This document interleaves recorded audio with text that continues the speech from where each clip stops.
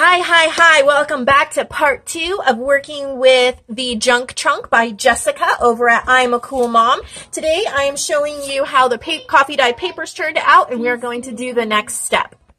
So here we go. Here's our papers.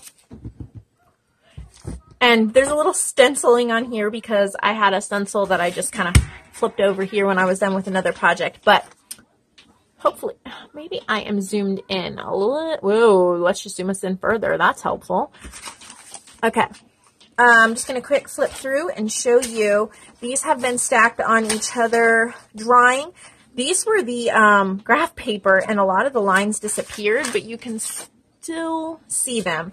And it just adds a real vintage look. And then the blue, it kind of melted through the layers onto the rest of these papers. And look at that blue. So these were just simple papers that Jessica had put together. And as you can see, anything can turn out beautiful when you experiment. Look at that blue teal. It is so pretty. Here's our, look at how vintage the ledger looks now. So vintage. So there's our ledger. Here's the lined paper. And as you can see, it's got so much character to it now. And I like this way of coffee dyeing because when they all sit on top of each other for that long, they just kind of transfer onto each other. Here's the white copy paper. And there's a lot of neat transfer on here as well. There's like 2 pages stuck together. So these are going to add a lot of character to our journal. Now, I know you've all been wanting to see how the muslin turned out, and it is incredible. Here we go. And this darker bit here, I actually took some Glimmer Mist in the color Coffee Shop. I don't know why there's a little bit of like a green. Oh, I laid this die cut doily down on it and I had sprayed and it looks like some of the color came off on it, which is totally fine. But I wanted a little bit more variegation in the color, so I sprayed some and let it set. And so it shimmers a little bit. I don't know whether you can tell that. And then this totally transforms that piece. So let's go ahead and get it onto the cover. Here we go. Here's the cover. All right, so this is going to be our back, and this is our front. So we're going to cover, we're not covering, well, we might.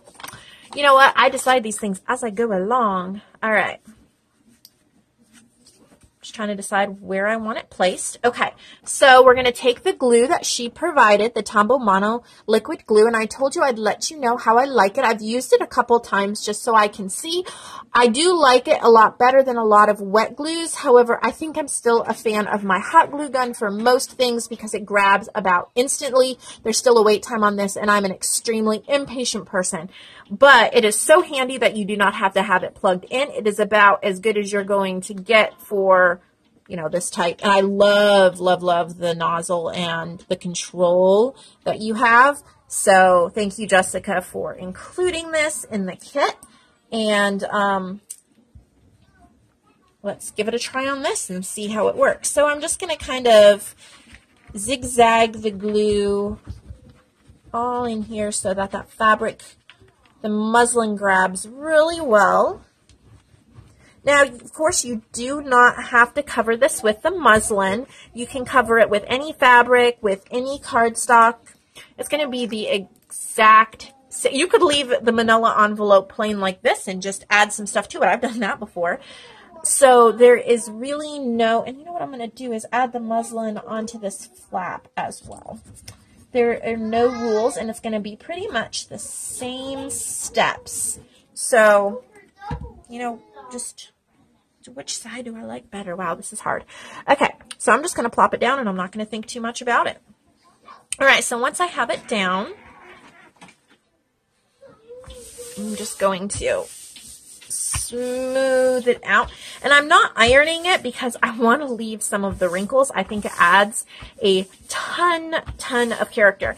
So I'm going to let that dry for a minute while we put our pages together into the signature. So for all you new to junk journaling, remember a signature is the block or little booklet of papers within a junk journal. Now this one is going to have 2 signatures because Jessica provided us with a template for 2 signatures. Oh, she provided one with 1 signature too, but I'm going to show you how to do 2 because that's just, it's going to work well for this journal. So we're going to split our papers up, and then we have our other ones that we already folded here.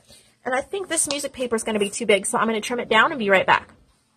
This should fit now, and if you want to, excuse me, a tip, if you have paper that's too big and you want it to be the same size as an 8.5 by 11 sheet of paper, that folded in half would be 5 by 5 by 8.5. So 5 by 5, 8.5. Fits perfect. So all of these ones that we have not folded in half yet, that's what we're going to do. These ones are already ready. Well, those aren't pages. Color pages. There we go. So these ones might be a little wide too. We might have to trim those down. That won't be a problem though. So if we're going to have 2 signatures, we are going to split up our pages equally between the 2 signatures, turn them into 2 separate little booklets, and then sew them in. So I won't make you sit here and watch me fold a bazillion pieces of paper. Okay, here we go. Here's all of our pages. So now let's start splitting them up into 2 piles. So my copy paper, I'll make sure there's one of each in each signature. Then I have an extra one, so it's not going to be exact, but we'll try to split up the different papers as equally as we can. All right, and then one of those in my voice, one of those in each pile, and there we go. So that is even. I do think these ones are a little long, and we're just going to cheat. And instead of going to the paper trimmer, we're just going to trim it off to, actually, you know what we're going to do to add even more texture? As you can see, I was starting to trim it off there. And I know it has to be at least that. I'm going to rip it because that's going to add even more texture. And I loved ripped paper in my journal. So we're going to rip that one. And I believe there was one in here as well. And we know it's got to be somewhere around there. So we're just going to rip it. So much fun ripping paper. Okay, there we go. Now we're ready to put the signatures together. There is no right or wrong way to put the signatures together. You can do whatever you want to do. I'm going to start out each signature with ledger paper as the cover. The reason I'm doing that is because I know it's a full-size page. Also, it's a little bit thicker, and also it's very vintage. And since it's going to be one of the first things that we see, I think that'll be really neat. So then I'm just going to take the rest of the pages in the signature and just kind of put them in here, trying to not get 2 very similar pages next to each other. That might be a little hard since they all, you know, are fairly similar, but there's no right or wrong way. We just stick them together. I'm seriously haven't thought this out. I'm just doing it as I go. And I'm going to leave this really pretty Edith Holden page here in the middle. So there's signature 1. We're going to do the exact same thing for signature 2. Any order that I feel like. I'll figure this out. I haven't even counted the pages yet. We will get to that.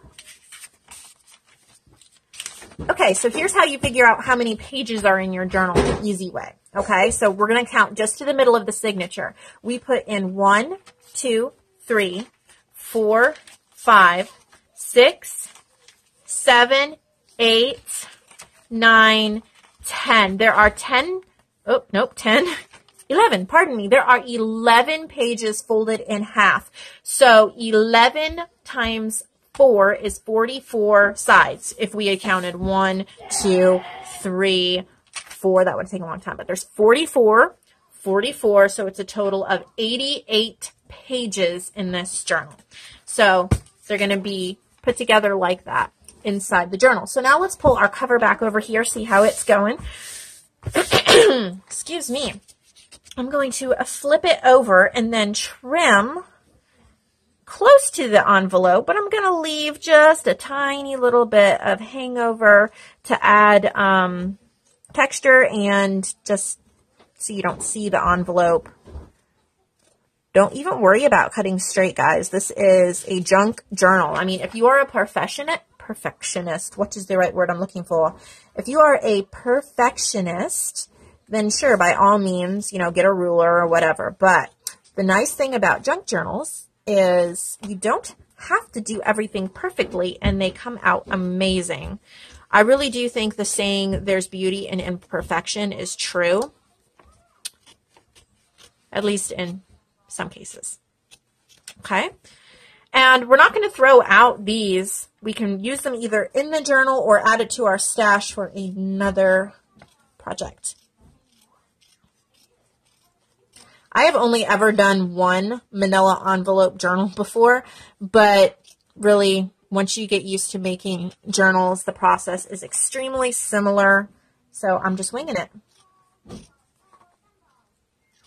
I should have gotten a longer pair of scissors. This take forever watching me do this.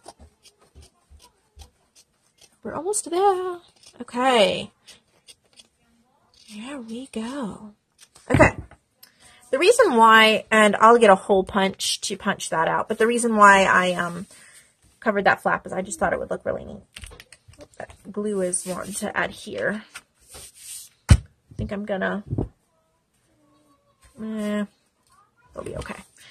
All right, so let's get our binding template. How long is this video? 11 minutes. We better hurry it up. Okay, so there's the cover. We'll grab our binding template, and we're just going to do this one right here. And we're just going to cut it out.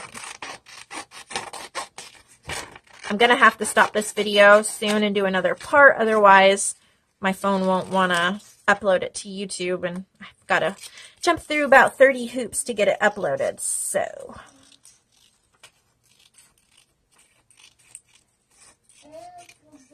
we'll just get this.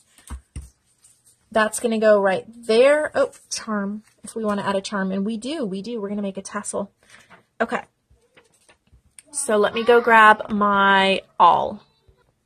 Okay, so this is an awl. You can use a push pin if you want as well.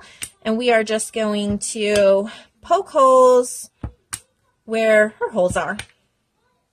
Template makes it super easy. And then where the charm is supposed to be.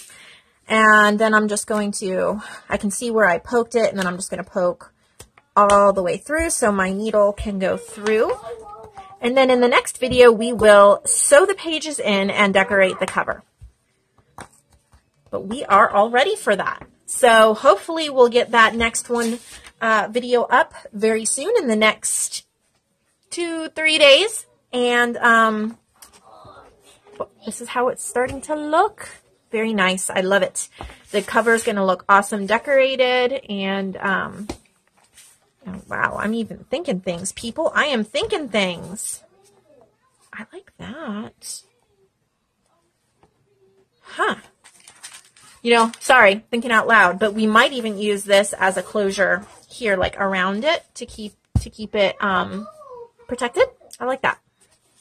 All right, so I will see you in the next video. Thank you for making the cover and assembling the signatures with me.